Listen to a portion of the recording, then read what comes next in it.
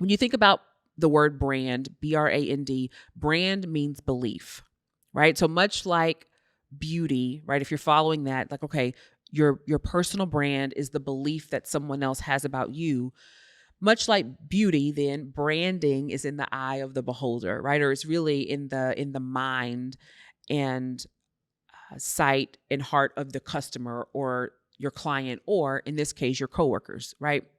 So you can't necessarily control your brand, but you can cultivate it, right? There are things that you can do to really own your brand. So if you say brand is belief and you believe that, that might sound good. Let me give you some statistics to back it up. So there's a management consulting firm that did some research on what are the ways that people, regardless of your demographic, advance within their career, right? And they came up with three things: performance, image, and exposure. PIE, or for short, we call it PIE, right? So you've got to know your PIE. Well, many would say, like, if I were to ask you which of those three matter most when it comes to career advancement, does performance, image, or exposure matter the most?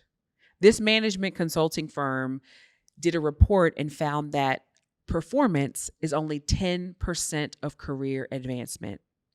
So, what that means practically is the job description that's connected to the title that you are fulfilling in the role that you're in right now, how you perform in that job function, in that role, is only 10% of career advancement. It doesn't mean that performance doesn't matter, but what it does say is that if you are going to move up in your career or move forward, rather, whether it's moving to the side, making lateral power moves, or advancing and getting promoted, you have to have more than just performance. You have to do more than just work hard. You have to work smart.